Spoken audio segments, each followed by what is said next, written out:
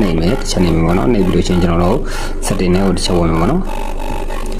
ဝင်ပြီးလို့ရှိရင်ကျွန်တော်တို့ဒီမှာ data in storage ဆိုတာတစ်ချက်နှိပ်မယ်နှိပ်ပြီးရင်ကျွန်တော်တို့ကဒီမှာဆိုရင်ကျွန်တော်ဆိုရင် storage usage ဆိုတာရှိတယ်အဲ့မှာကျွန်တော်ဒေါင်းလက်ဆက်တန်းဗီဒီယိုလည်းရှိတယ်ဒေါင်းထားတာဒီလိုနှိပ်ကြည့်ပြီးတော့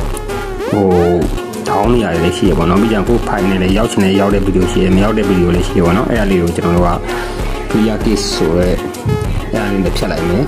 နည်းနည်း Telegram နဲ့ဖုန်းနဲ့ support တော့မှာနော် story လေးနည်းနည်း show တော့အောင်ကျွန်တော်အဲ့လိုဖြတ်လိုက်မယ်ဖြတ်ပြီးလို့ရှိရင်ကျွန်တော်တို့ကဒီ setting လေးတွေကပထမဆုံးတော့ဖွင့်ထားတာပေါ့နော်အဲ့ဒါကိုကျွန်တော်တို့ကဒီ setting သုံးခုပိတ်ထားလိုက်မယ်အဲ့လိုပိတ်ထားလို့ရှိရင်ဘာဖြစ်လဲဆိုရင်ကျွန်တော်တို့ကအဲ့မှာသူက automatic ဟိုလုပ်ပြရပါတော့ဒီကျွန်တော်တို့အဲ့ဖွင့်ထားမယ်ဆိုရင်ရင်းဆိုရင်ဖုန်းလေးတာနဲ့ပဲကြည့်ကြည့် wifi နဲ့ပဲကြည့်ကြည့်ဗီဒီယိုနဲ့ကြည့်တာပဲဖြစ်ဖြစ် Telegram နဲ့ဝင်လိုက်တာပဲဖြစ်ဖြစ်ပေါ့နော်သူက down နေတယ်ပေါ့နော်အဲ့ကြတော့ကျွန်တော်တို့ဖုန်း